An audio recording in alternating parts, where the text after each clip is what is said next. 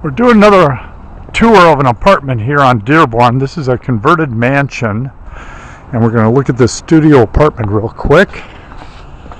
This is a 9-apartment building. It was built in 1888, and it's been converted to 9 apartments.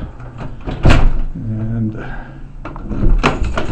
we're going to go up and take a look. Look at that chandelier. Is that pretty cool? So this is the unit, and this is a studio with a fireplace there.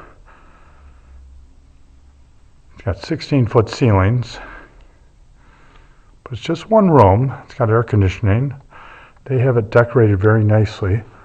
There's a closet behind me. We'll take a look here from the other angles. Huge amount of sunlight here. Very nicely decorated.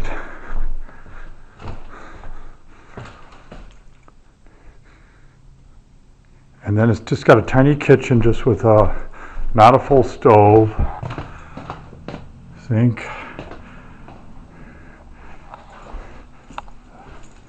There's a refrigerator, and then the bathroom over here. There's a garden, there's laundry in the basement, full tub. And that's basically the apartment. It's got nice hardwood floors too. Beautiful oak floors. So that's the unit.